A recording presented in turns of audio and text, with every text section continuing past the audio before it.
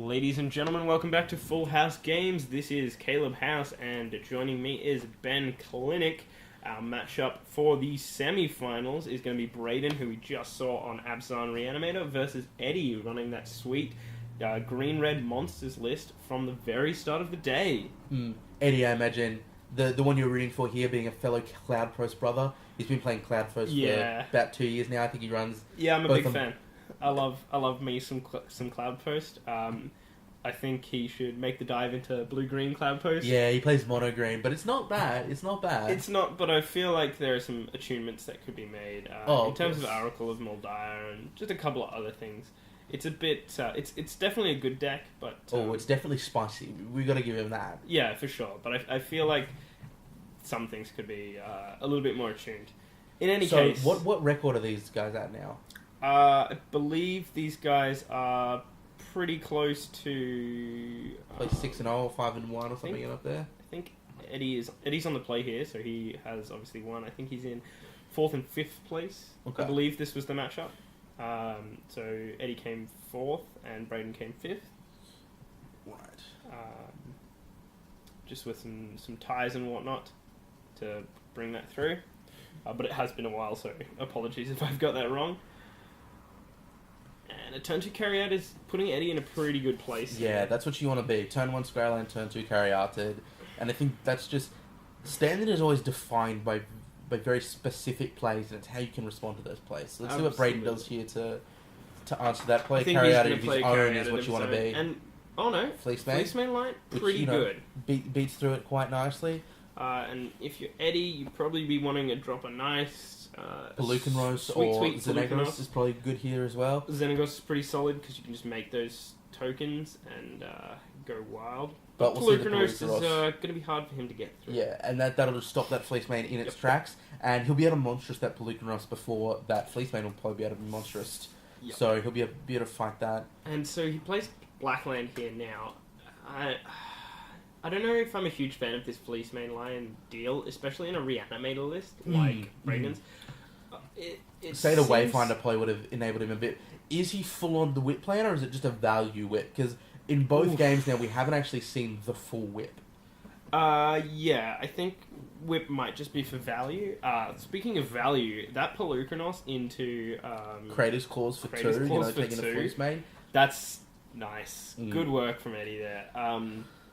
Kratos Claws has only been seen, it's a little bit of fringe. A little bit of fringe play, but I think it'll continue to... I think it'll never not be fringe playable. Because every time you see it with a ferocious creature out, it's like, whoa, did that just get huge value? Yeah, for sure. But, you have to have that ferocious creature, right? Oh, of course. But in the deck that always has it. And alright. That's what you want. This is where we quote-unquote go off if we're Eddie. That is a huge beating with Pelucanros. And obviously a Goblin token. So there's, 2 must-answer threats out right now. Absolutely. And if you're Braden, you want to be on, Drowned in Sorrow, Utter End, maybe... He does have the Utter End there? You have to have Drowned in Sorrow now, or Hero's Downfall now, and really start turning these creatures off. Okay, so Utter End, that's step 1. Okay. Step 2 is having Drowned in Sorrow, so let's see if he can untap and have that. I'm not a huge fan of this, because I still think you can get at least 1 extra point of damage blocked, since you're going to be tapping out anyway. And what's he going to monstrous to do? If he monstroses, then you're in Value Town, because you've just wasted all his mana. But now you've just taken 1, 2, 3, 4, 5, 6 to do that, I guess. Yeah, seeing as he just cast an Elvish Mystic this turn, you can probably assume he might have tried to, monstrous for a little bit just to try and get some value. Of course, with Crewfix here, gonna, hopefully play a land, hopefully trade with that Rabble Master. Look, I don't think it's going to be trading with that Rabble Master. I think Eddie is going to be doing his best to get rid of that, or just not casting it.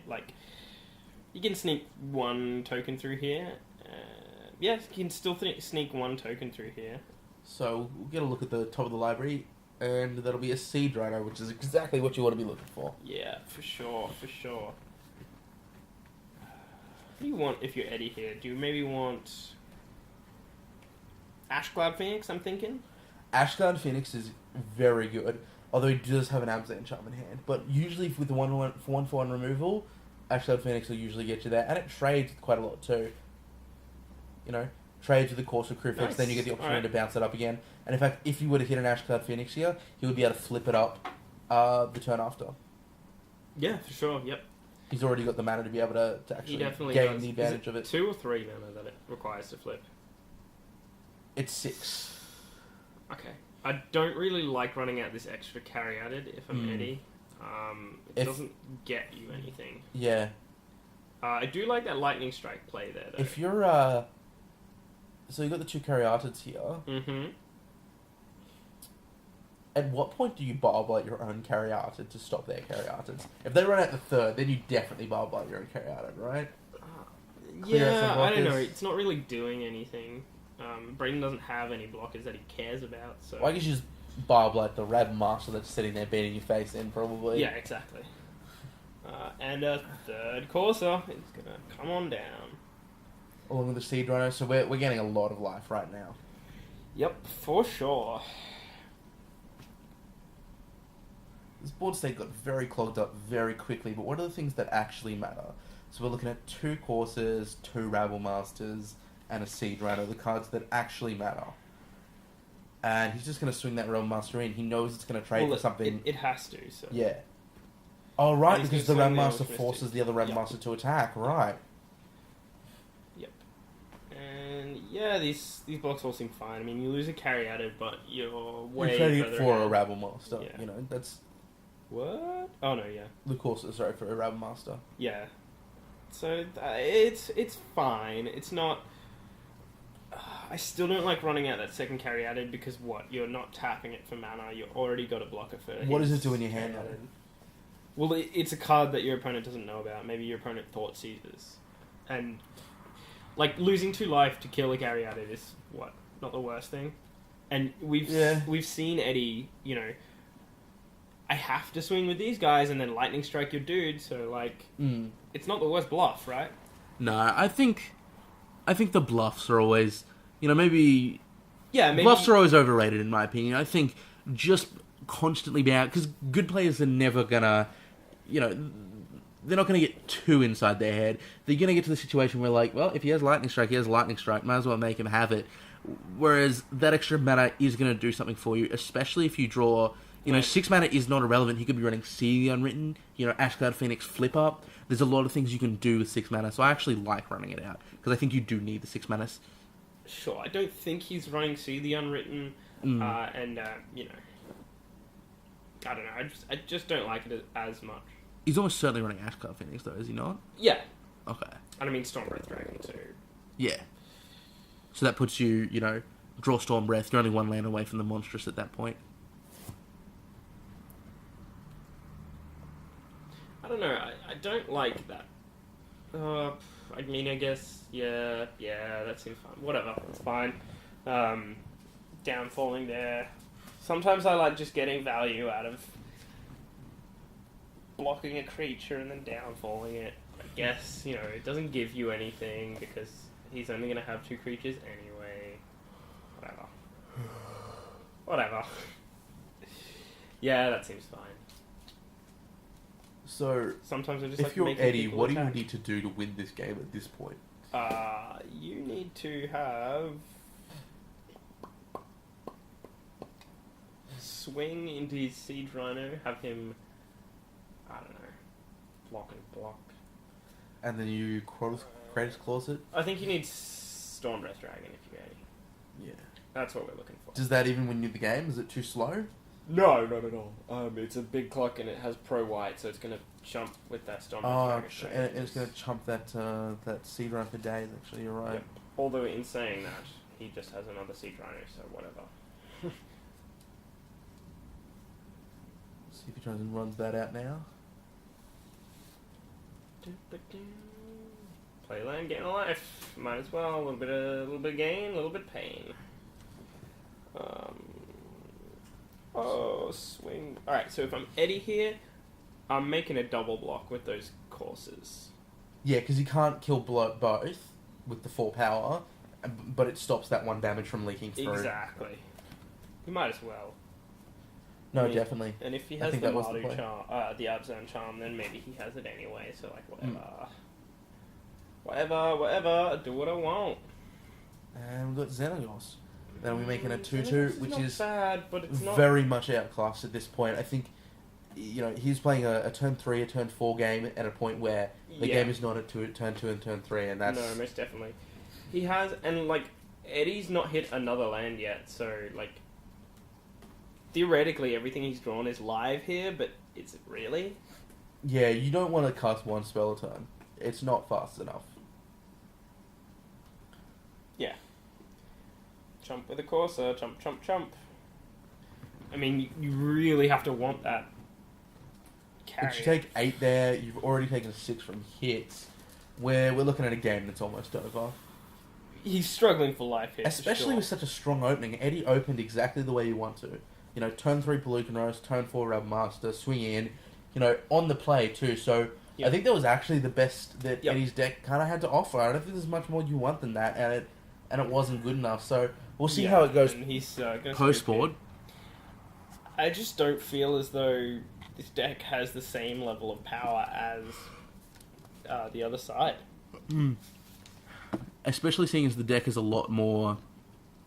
It's sacrificing consistency for power, right? All ramp decks do. The idea is you get something out huge early, but there's always examples of drawing the fatties and not the ramp, drawing the ramp and not the fatties. Yeah. I think there's an example of where the fatties aren't big enough because Seed Runner... I mean, did he really draw any fatties? He just had 2 Goblin Rabble Masters, and Pelucanros is big, Pelucanros is big, and it was kind of a joke. but It didn't do dies much. to a hero's downfall. So The fatties... You've got very few fatties, really. I You've think got, you you've don't got have less the fatties that they have removal. yeah, I don't think you have the protection that you need.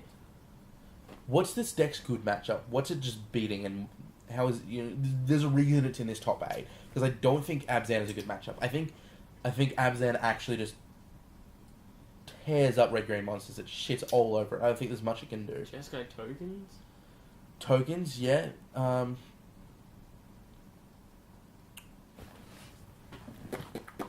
Maybe blue-black control. Blue-black control. Although it usually has a pretty good matchup against the green really decks. Really see any blue-black control.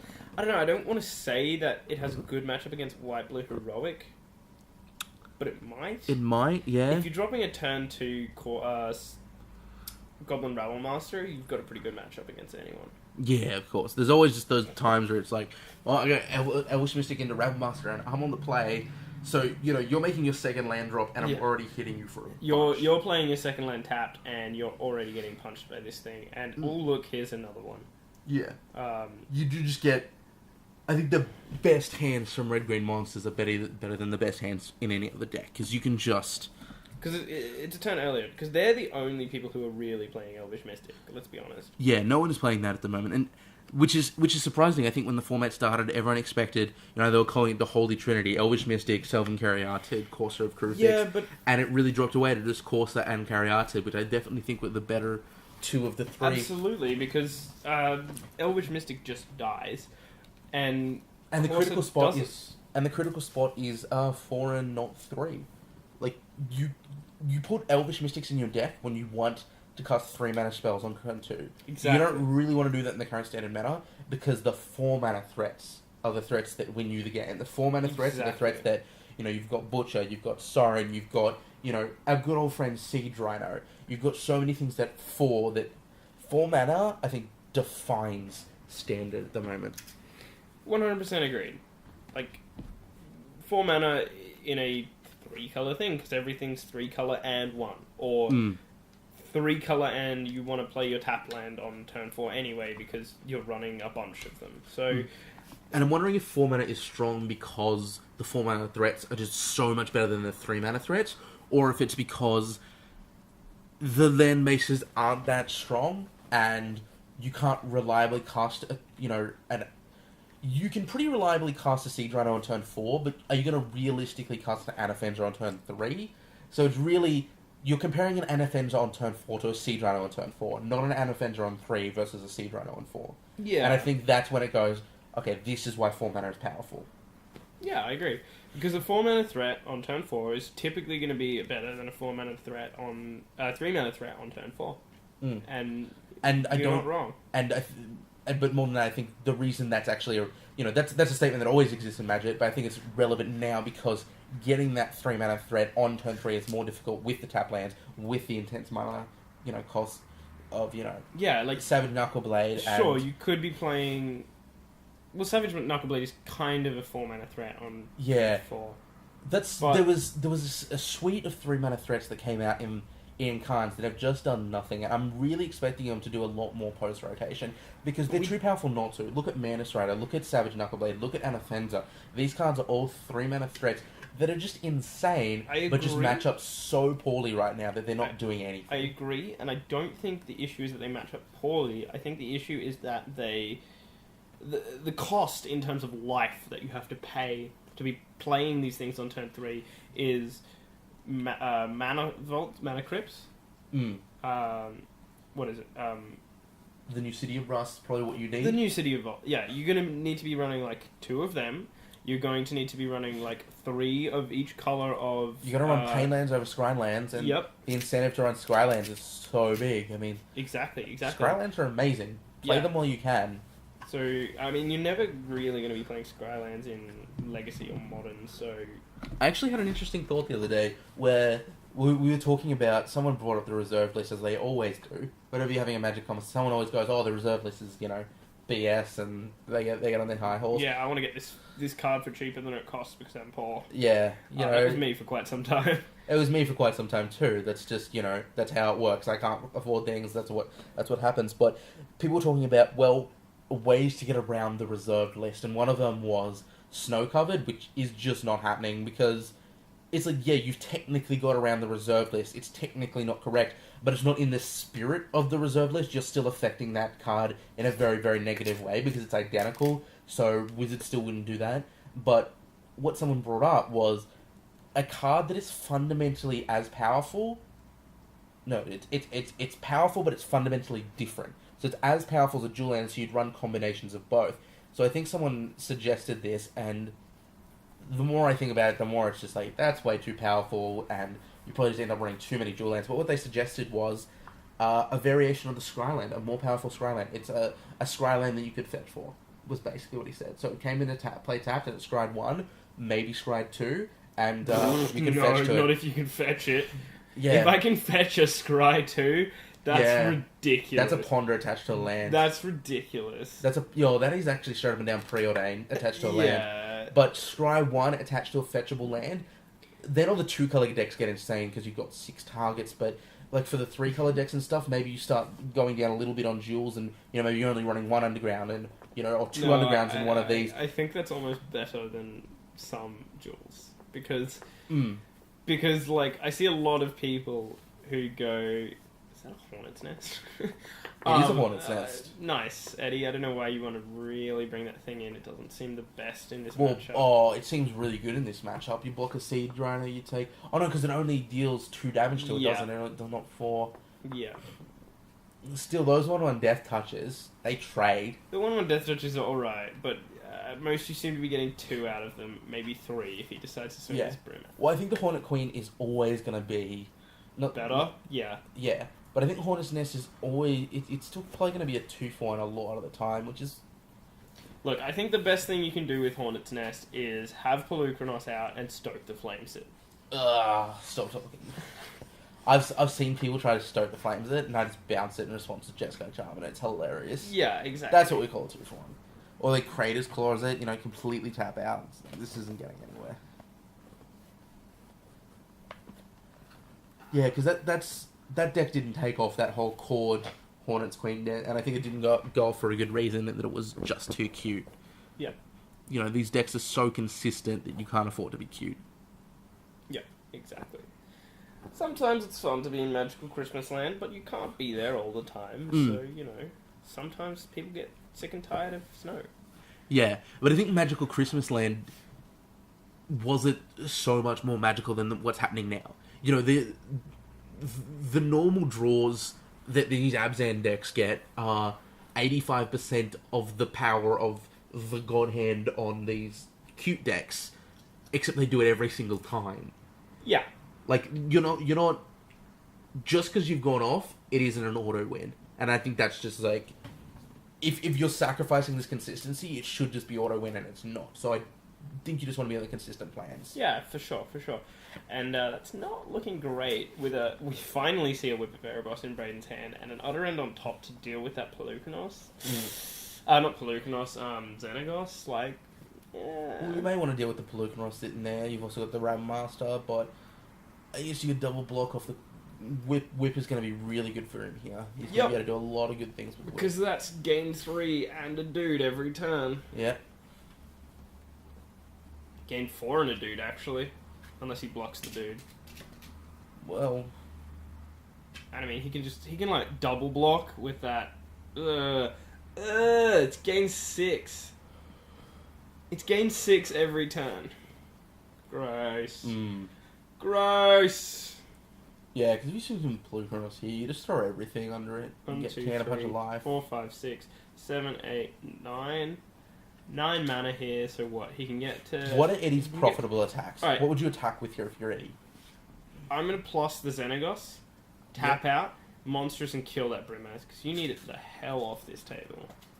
Especially with an Utter End, you're not going to be able to make that play, and Brayden is tapped out, so there's nothing you can do. Do it now. Don't get blown out by that whole, in response to the Monstrous...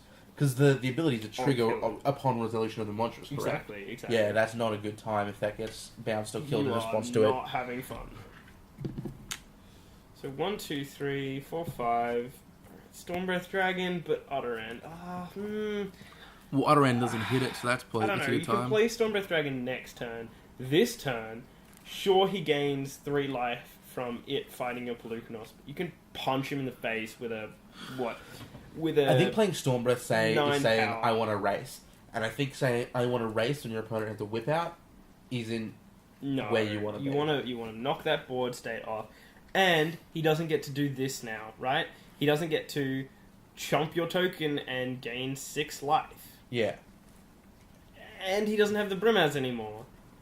And the next turn he has to play the not Ancient Grudge, Utter End to kill that Xenagos or to kill the Pelucanos or whatever. It's just not the same. This line gets you 4 damage with the Storm Breath, but plussing the Pelucanos, killing a dude, and getting the 4 extra damage on Pelucanos anyway pretty much means that Xenagos has to survive, because what in his deck deals with a 9/9? Yeah. And he is going to Utter End it, but that just means, an empty board favours the doo-doo as the Storm Breath in hand, right?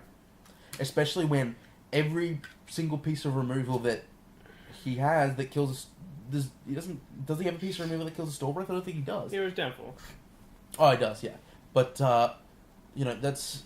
you still got to draw it, because at the end of the day, we're looking at, Utter End, Abzan Charm, so many things that just don't hit it. I don't disagree, but he can make that play, Yeah. have the Storm Breath next certainly. turn, because it has what I'm saying. haste. That's what I'm saying. Storm Breath next turn. Yeah. No, that's what I'm saying. That on an empty board, there's only one out that Brayden has to Eddie's Storm Breath. So make the board empty, put the Storm Breath down, and make him have it. So I'm agreeing with your line on the Pelucanos here, because I think making the board empty and just having Storm Breath out is what you want to be doing. Yeah, it means he doesn't have a friggin' Vigilance dude who is insane. Yeah, Brimaz is insane. Brimaz is going to mess you up. And, Brayden can play his Storm Breath here and get 4 mana. And if he does that, then Eddie can make the play again. And, it's personally bad for Brayden. But, I don't know. I like making that play if you... Alright, sure. I don't like this play from Brayden. Because you want to hold up that Utter End. His Goblin has to swing into you, so you're going to beat that Storm Breath every time. And you can beat the Pelucanos every time. Yeah. And... What do you think of... Because when Brimaz came out, everyone was talking about Brimaz versus Hero Bladehold. They're like, Brimaz is the new Hero Bladehold, and it's better. And I think now that it's settled, I think Hero Bladehold is actually better, because in Cube, I'm always going to pick Hero Bladehold over Brimaz. In Hero Bladehold did more in its standard environment than this does in its standard environment. Sure, but Brimaz is playable in Legacy in D&T. As a one-off. Sure, but Hero Bladehold is not. But something being legacy playable as a one-off in a deck isn't think measure of it. Because I think both of these cards, their home is in standard. And I think Hero Bladehold did way more in its standard environment. And Sure. yes, that's got probably a lot more to do with the fact that Mirroring Crusader was legal at the same time. So was Fiend Hunter, and so was Accord. Actually, White Winnie was just busted during that period. So maybe that's why Hero Bladehold did more in its standard environment than Brymaz is doing in its standard environment. Yeah, so I think side by side, Brimaz is actually better than Hero of Bladehold because it has vigilance and because it makes the dude every turn anyway. Yeah. And some things that people aren't developing is, say, Spear of Heliod Hero of Brimaz, and then you've got a 2/2 every time. Well, that's what it did back in the day. Honor of the Pure with Hero Bladehold, man. That thing just wrecked. Yep, I don't disagree. Man, Mirroring Crusader 2, that thing's a house just resolving it. As soon as if you go turn 2 Honor Pure into that thing, it was unbeatable. Yeah, because you got a 4/4 that, Red can't get rid of. Especially since at the time, the premium removal was Doomblade and stuff like that, so... For sure. And see, this is what I don't like. Because Eddie didn't, make this play last turn where he just goes, alright, kill your Brimaz. He's getting so much life. Yeah. This is actually gross. And he loses his Pelucranos now. Like, sure, he kills the Brimaz. But Pelucranos is a 9/9. It's how do you stop that? How do you stop a 9/9 if you're Braden? I mean, yeah, you've got Utter End, and you've got that Absent Charm on top. But you're going to kill it and get in for 9. But as Eddie, you've also got that Stormbreath Dragon, and he doesn't have the Brimaz. His board state is nowhere near as applicable, and you can start swinging with stuff like that Goblin Rabblemaster there. I agree. Eddie, with the ugliest playmat that's ever been printed in Australia. This is the playmat that just got people... This was for GP Melbourne. It's Faded Conflagration. Yep, and it's just... Not only is it ugly, once you take off all those cards, it is just covered in promotions. That was the one where the Australian Magic community finally went, you know what, stuff it, you do this again for GP Sydney, and we're just not buying the mess. Because the GP Sydney art was phenomenal, but people just hated, myself included, all the advertising along the bottom. Really it's got all weird. Across the bottom and up the right as well. GP Sydney had the weird platypus and stuff. I loved it, yeah. I don't. You don't? It's disturbing for Well, me. It's definitely not the best GP Sydney playmat by far. But the last one had Book Jace, so you can't really compare those. I had Book Jace. Book Jace was the last Sydney playmat. Okay. Alright, and And it's the full art Book Jace too, it looks mint. Nice, okay. See, now Eddie had another Pelucranos, and again, this is why I would have preferred to have just been like, alright, blow you out with this Pelucranos, and you managed to kill it because you have to, it's a 9/9. Well, because then it's a 2-for-1. It's a 2-for-1 and you've dealt damage with it. Exactly, it's Anytime... a 9/9, You've 2-for-1, you've either dealt 9 damage, or you've killed 2 creatures, and maybe he plays... and you've allowed other things to get through, and you've negated the life loss, the life gain from exactly, the... and he doesn't play a Stormbreath Dragon Siege Runner this turn, and then you go, alright, Stormbreath Dragon. And I mean, Eddie's looking as the favourite for this, but when you're gaining... Well, how much can he tick up and get off the Xenagos? How much can he fight for with Pelucranos? He can gain 4 mana off Xenagos at the moment. Yeah. And I mean, Pelucranos... 9, so he can't kill... He can... if he ticks up Pelucranos, he can kill Corsa. Yeah. He can't kill Siege Rhino. He needs, 2 more land drops for that. Yeah. But I mean, a Kratos Claws is good here. Yeah, Kratos Claws to get the job done. Yeah, and I think Braden is alright, there's a Hero's Downfall on top 2 now, so this is bad. And if you're in Eddie's situation, you're doing probably a lot better in game 3, because then you bring in your Rex Sages and your the permanent that you were having the most problem with. Yep, I really like Rex Sage here, because, I mean... Oh, it could hit Corsa or Whip. It's a kill spell Corsa, it's a kill spell Doomwake Giant, it's a kill spell on this Whip of Erebos. It is live. I'm surprised it isn't seeing main board play with the dominance, and I will say dominance, of Absinthe at the moment. Yeah, I think it's way better than, Net. Whatever. Hornet's Nest, Nest. How Rex Sage would have done a hell of a lot more work than the Hornet's Nest has done here. For sure. Sure. I mean, it kills that Corsair, it kills that whip. Done. Done town. And then it starts beating for 2. Ed! That's what we like to call value. Value! Choo-choo on the value train. Choo-choo. Okay. Okay. That Xenagos has been active for a very long time. Yeah, I really didn't like that he, played the Siege Rhino and just left it there. I think he had to kill that Xenagos because... Well, how do you kill the Xenagos with a Seed Rhino? He's got Utter End, not Siege Rhino. Oh, yeah. He plays Utter End instead of Siege Rhino. And if Eddie goes to Monstrous Pelucranos, he can Utter End that instead. Yeah, no. That's So- why you play. I don't know. Yeah. We talk a lot of game here, but, in saying that, I'm actually terrible on the field. Oh, yeah. There's just different things you see when you can know both players' hands. Oh, and especially when you're looking at it and you don't have the intensity of the moment, right? Oh, Like, absolutely. We make the call and it's like, we're wrong or we're right, no one cares. Yep. Or they make a different play entirely that we didn't see. Sometimes it happens. Sometimes you just gotta go balls deep. And, once again, 2 heads are better than 1, right? For sure. And I like this here, chucking both in front of the 1-1 just to gain the life. Yes. That's 6. You're gaining 6. That's pretty much... Okay, I take 1 damage. He's gonna lightning strike his own Alright. token here. This is not good. You're in a bad position where you have to do that. Yeah.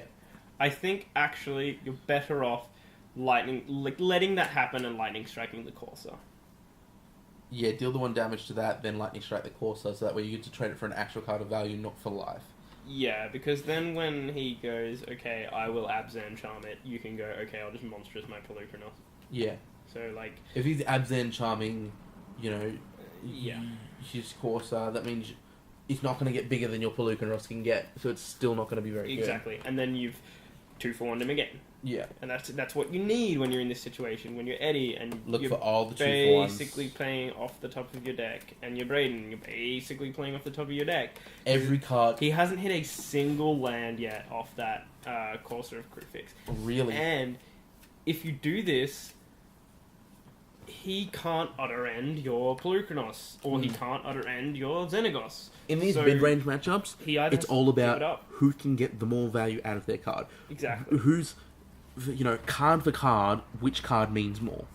Yeah. What can I do to make my card be worth, 102% of what Alright, your so- card does? Utter End on the Hornet's Nest. He really Whoa. doesn't want it there.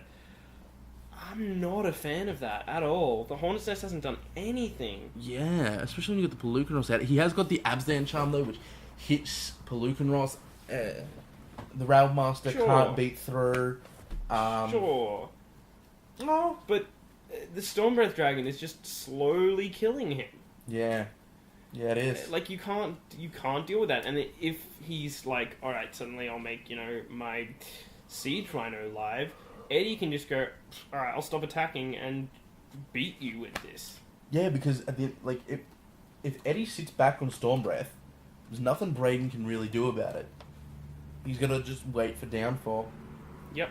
Which- I mean, he has one, but he's either got to tap out now for it, or Eddie can just go, alright, +1 on Xenagos, let's go. And every turn, you don't downfall the Pelucranos as a turn, then it's more likely to draw that land, play it, and just Monstrous and kill your Seed Rhino. And your Seed Rhino will not kill the Pelucranos. Yep. And every turn he doesn't kill Xenagos, it's just going to make him an extra token as well. So, I like being in Eddie's position. There are some things you can do to maximize your position right now, and that's what you need to be doing. Yeah.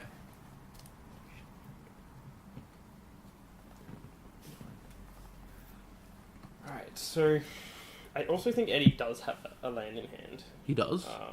Yeah, I think it's a Wooded Foothills. Okay. So that brings him up to 7. So we're still a little bit short. Did he have core? So,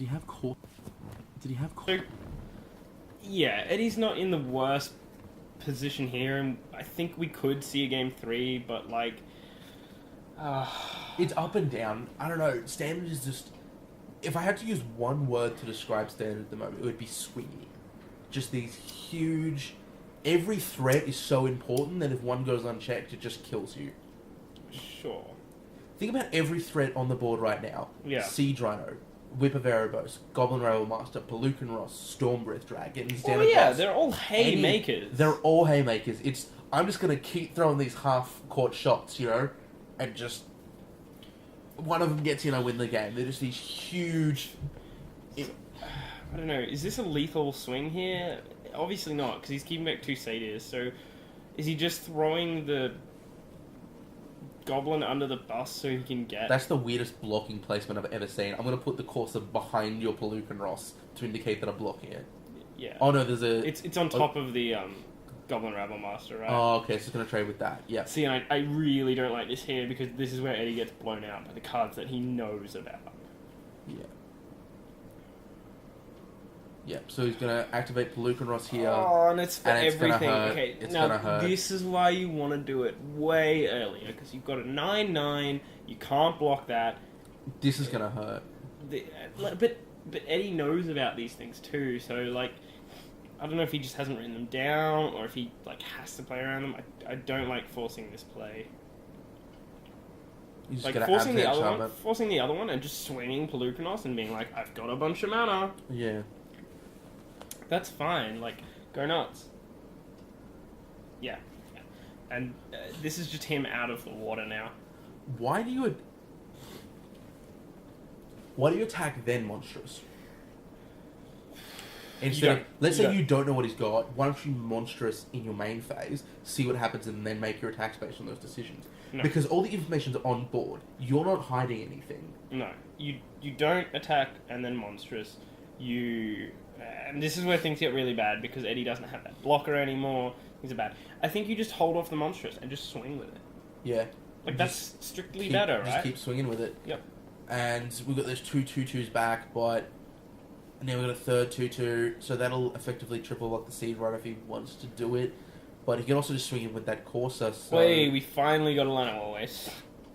He could technically save the Xenagos with those 3 2/2s, but Correct. the cost is huge to do so. Correct. You don't win the game if you do that. But if you also- save that Xenagos, you don't win the game. It's so hard to. You don't. And, I mean, Braden has the hero's downfall here, which is, I'd main phase it against that Stormbreath Dragon. Oh, maybe not. Maybe I don't not. know what his life total is at right now, because we can't actually see that, but I'm going to guess it's really freaking high. Braden's only been taking 1 every time from Yeah. that Stormbreath, because it's a 7/7, and he's jumping with 6 on these weird Yeah. token things. So, like... And again, it comes down to, I feel like if Eddie had a 2-for-1'd him with the Pelucanos, taken out that Brimaz, it makes Braden play a lot tighter with his mana. He's already screwed on mana, Yeah. and it's making him play around it. Or even... Which you know, references what we were saying earlier about you needing to make... He's got 5 mana, and we're saying his mana screwed. he's got 5 mana now, right? And even if you had of Monstrous and maybe not killed Brimaz, killed the Corsair of Krufix, right? Yeah. Like, that's an insane block, because now nothing is not white. So Stormbreath Dragon can chomp everything for days. And, I mean, he's not hit this land, and you don't know what's on top. Sure, you don't know what's on top, but you're also not playing around anything, so... Maybe Eddie should just be sitting back on the Stormbreath. Like, why is he attacking? What is he doing that makes him want to attack? Because each turn he doesn't attack, he makes another 2/2 and another 2/2 and another 2/2. Each turn he doesn't attack. Alright, now that the Goblin Rabble Master is dead, each turn that he doesn't attack with it is fine. Yeah. I Because his opponent's not getting any life. If he swings it in, Stormbreath blocks it, kills it. And I think and he doesn't get any life from that. if I'm Braden, I actually don't care about the Goblin Rabble Master swinging at me, and I just leave it there, because I gain 6 life every turn, and I've got a hero's downfall for your Stormbreath Dragon, so... What are Eddie's sideboard options? Do we know those? Because I feel like Rabble Monster is almost a card you take out against Abzan, because it just... No, I'm fine with it on the plate, especially when you can drop it on turn 2. It's actually insane for Eddie. Like, it's one of his best cards. Yeah. But a little bit better sequencing would have put him way further ahead on this board state. Yeah. And there we finally got the downfall on the Stormbreath, and that's what he was waiting for. As soon as he got that downfall, the game was going to be sealed, and Andy just had to hope that he didn't get there. And now that he's got but here, he we knew look about at it. He knew about it too. So like, Eddie could have sequenced this so much better, and made him play an abrupt decay, an ultimate price instead of instead of the Siege Rhino, and the Siege Rhino is out for an extra 2. Sorry, we mean the new Vendigo. What's it called? Utter End. Utter End. Sorry, yeah, Utter End. Could have played Utter End instead of Siege Rhino. He could have, punished him for playing the Siege Rhino and killed his Corsair. Yeah, and then he's not drawing anything. He could have. Yeah, this is such a flaccid play here. Yeah, playing an Just Elvish Mystic is Mystic. just like, oh, that's so mediocre. It's not like he's not going to cast it. It's not like there's anything else you can do. It's just as soon as you cast that, you know you're in a bad way. Oh, for sure.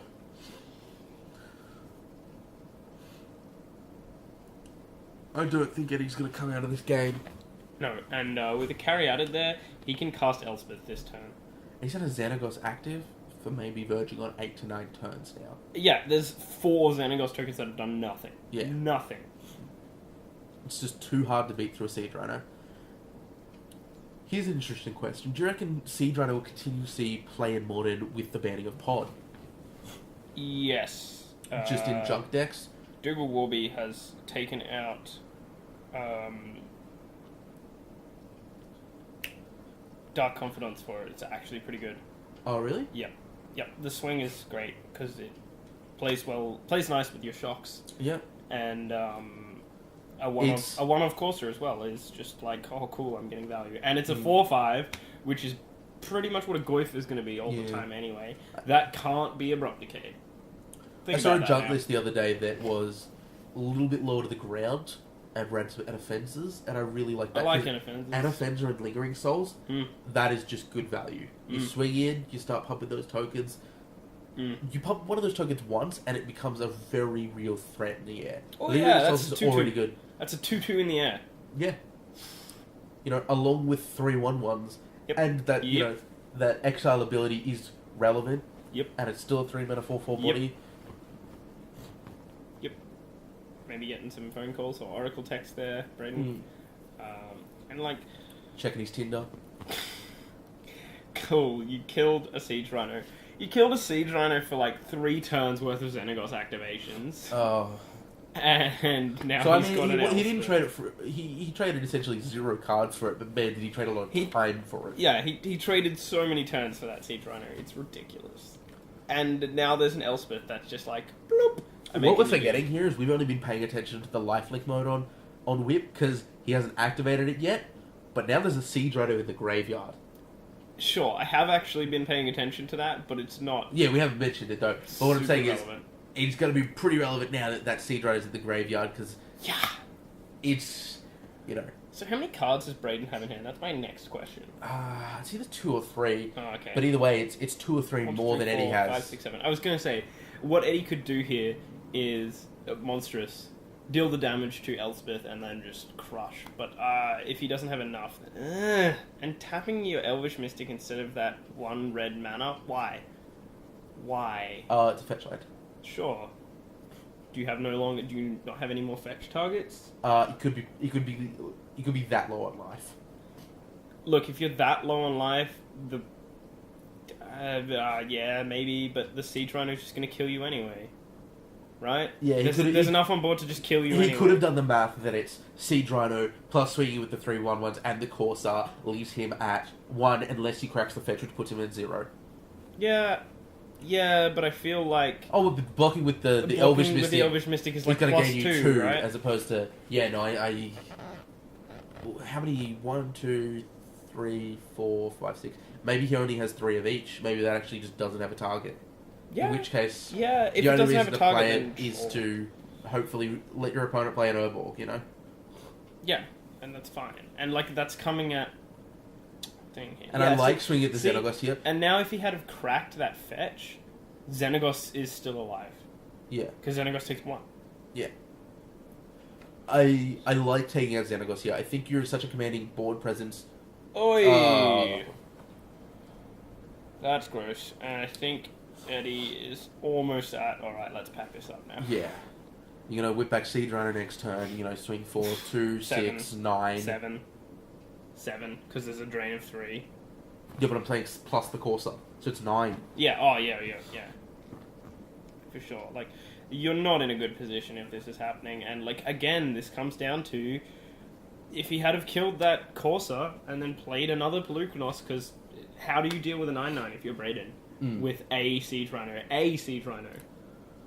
I Not think 2, not also... 4, not 10. I'm assuming Eddie had Rex Ages in the board. It's very common. Lilia's Disciples, Rex Ages are cards that you expect to see in a green sideboard. So I'm assuming he's got the Rex Age. I wish he brought it in here. I don't think so because he's playing the Hornet's Nest. Maybe he just doesn't know the matchup well enough, but... I think everyone knows that Corsair of Krufix is a card. I think someone having Corsair of Krufix is enough to think I'd bring in Rex Age, I think. For sure. Like, okay, you've got Corsair of Krufix. I just leave my Rex Ages in, especially, I just don't think he has them because he's got these Hornet's Nests. How often do you side out Cariata? In a long grindy matchup like this, all the time. Yeah. All the time. If I'm playing Abzan v Abzan, I'm sideboarding out. Yeah. Cariated. It's not good. Yeah, and that's one of those plays that I just did not see until I saw Patrick Chapin do it in the Pro Tour. It's like side out Cariata. It's like, hold on, I can do that? Yep.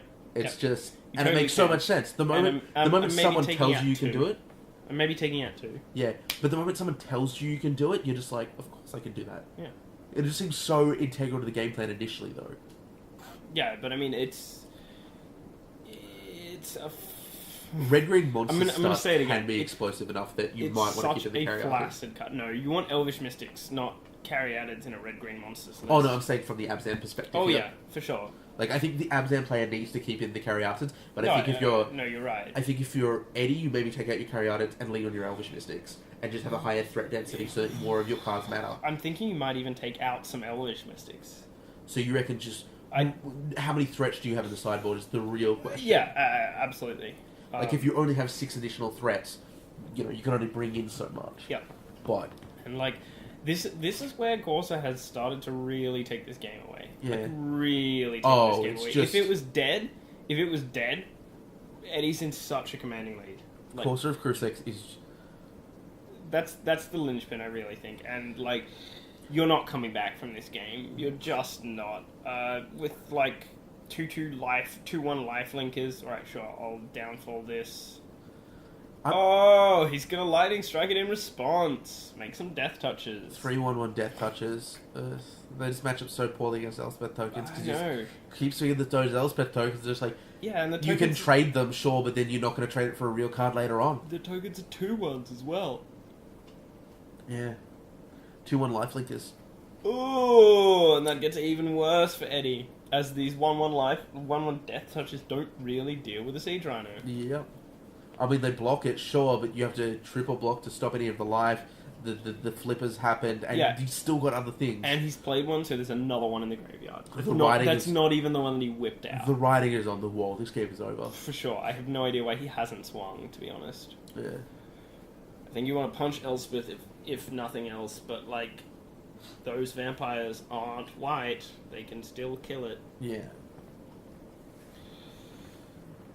You can't not kill Elspeth here, or at least drop her, because she threatens to ultimate in 2 turns. And that's the game. Eddie sees the writing on his wall as well, and he packs it in. Unfortunately, it's been a good run, but I think maybe... That was a long game. It was. I think a couple changes to Eddie earlier game, where he's in the lead, in the command. Like, that's where you want to be. Eddie had powerful openings in both games, and that's right. Abzan just crawled in there. Yeah, you want to quickly close it out if you're green-red monsters, and you can't.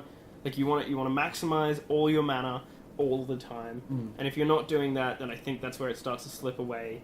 And Abzan just has so many answers to cards for 3 mana, and it's also as you go further versatile. on, it has less dead cards because 4 Elvish Mystics, 4 Cariatas, that cards past turn 3, you start top decking those, you're in a bad way. Yeah, we saw him top deck, that Elvish Mystic, and a Hornet's Nest, and it was just flaccid plays.